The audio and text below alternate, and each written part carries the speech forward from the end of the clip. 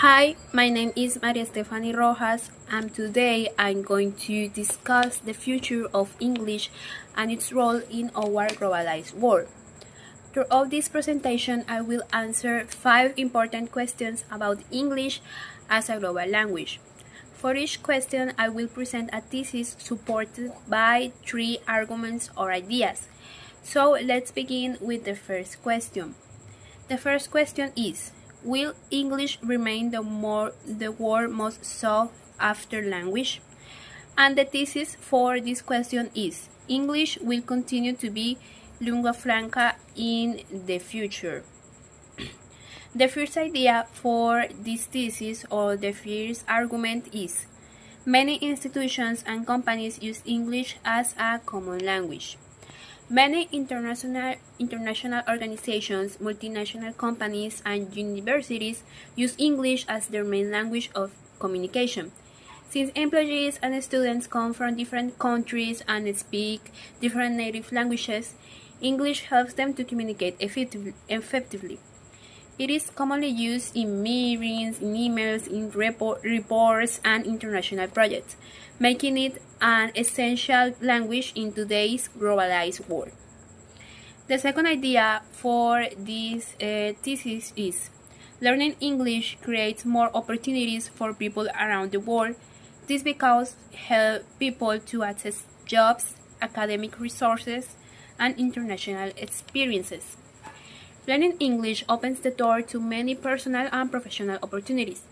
People with English skills can apply for better jobs, study at international universities, access scientific research and educational resources, and communicate with people from different cultures. Because so much information on the internet is available in English, knowing the language also makes learning and professional development much easier. And the third and last idea for this thesis is, there are a lot of countries that have their own version of English, such as South Africa and India, showing how English influences in the world. English has become so influential that many countries have created their own versions of the language. For example, in India and South Africa have unique varieties of English that reflect their local cultures and languages. Other countries such as Australia, Canada, and Singapore also have distinct forms of English. This shows that English has adapted to different societies while maintaining its role as a global language. For the second question is, what role will English play in our multilingual reality? The thesis for this question is, English will function not as a replacement for native languages, but as a complementary bridge language that enables global mobility. And the first idea or argument for this thesis is, bilingualism and multilingualism are becoming economic necessities, positioning English as a professional tool alongside the native language of the learner. Today, more people are speaking 2 or more languages than ever before. Instead of replacing their native language, many people learn English as an additional skill that helps them succeed in education and the workplace. English allows individuals to communicate internationally while preserving their own language and cultural identity. In this way, English becomes a valuable professional tool that complements rather than replaces the learner's first language. The second idea or the second argument for this thesis is, English promotes cultural exchange and global collaboration. People can share ideas, knowledge, and experiences. English also plays an important role in connecting people from different cultures. It allows individuals from different countries to share ideas, knowledge, research, and experiences more easily, whether through international conferences, academic projects, business partnerships, or online communities. English helps people collaborate and learn from one another. And the third idea is, cultural preservation movements like those in Colombia are evolving to treat English as a skill set rather than a replacement for local cultural values. Many countries are promoting the learning of English while also protecting their local languages and traditions. For example, in Colombia, cultural preservation initiatives encourage people to value their indigenous and national identities while recognizing English as a useful skill for education and employment. This approach shows that it is possible to embrace globalization without losing heritage. The third question is what is the future of English as a medium of communication? And the thesis for this question is the future of English will be more diverse and flexible because it will be shaped by global speakers, technology, and different cultural influences. And the first idea for this thesis is English is evolving through the influence of non-native speakers. Different communities create new expressions and varieties of English. Today, most English users are non-native speakers. As a result, people from different linguistic and cultural backgrounds are influencing the language by creating new expressions, vocabulary, and ways of communicating. Different communities have developed their own varieties of English that reflect their local cultures while still allowing international communication. The second idea for this thesis is technology and digital communication will increase the use of English. Social media, online education, and international platforms use English widely. Technology has made English even more important in everyday life. Social media platforms, online learning, international websites, and digital workplaces frequently use English as their main language. People use English to participate in virtual meetings, access educational resources, create online content, and connect with others around the world. As technology continues to develop, English will remain one of the most widely used English in digital communication. The third idea is the focus of English will move from native speaker models to effective communication. In the future, the main goal of learning English will not be to sound like a native speaker, but to communicate effectively with people from different backgrounds. Successful communication will depend more on clarity, mutual understanding, and the ability to exchange ideas than on having a perfect accent or using every grammatical structure in a correct way. Let's move on to the fourth question. The fourth question is how will teachers remain relevant in the future of English language system? And the thesis for this question is English teachers will remain essential in the future because they provide human support, cultural understanding, and guidance that technology cannot fully replace. And the first idea or argument for this thesis is teachers provide personalized feedback and adapt learning to students' needs.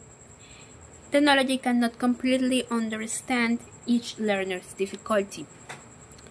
One of the most important roles of teachers is providing personalized guidance based on each student's strengths and weaknesses.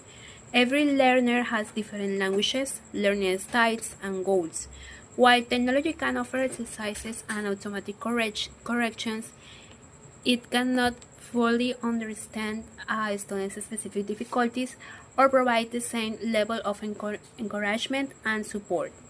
Teachers can explain complex concepts in different ways and adjust their teaching methods to help every student success. That is a thing that the technology can maybe cannot do. The second idea for this thesis is language learning involves culture, emotions, and interaction. Teachers help students to communicate beyond grammar rules.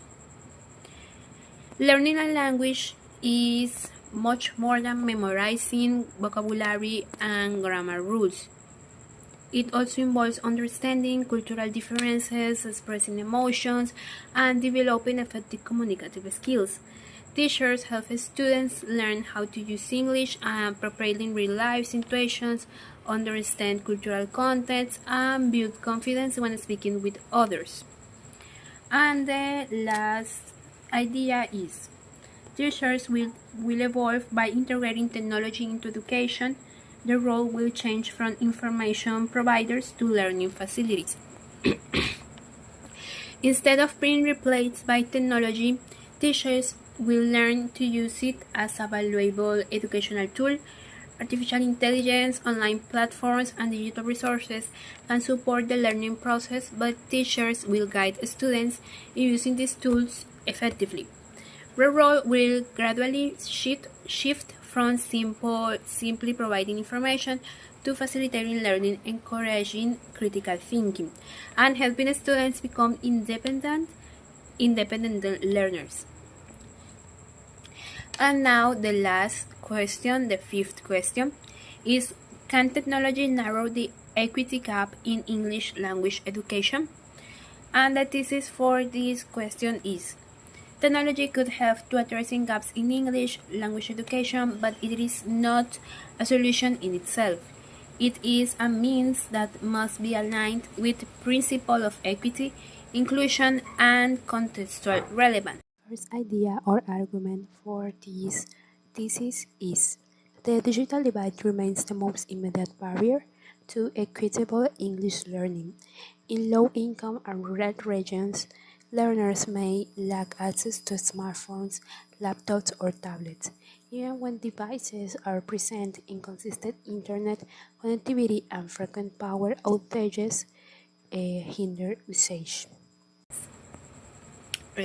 One of the biggest challenges in the digital divide: in many low-income and rural areas, students do not have reliable access to smartphones, laptops, or tablets. Even when digital devices are available, poor internet connectivity and frequent power outages often prevent learners from using online educational resources consistently.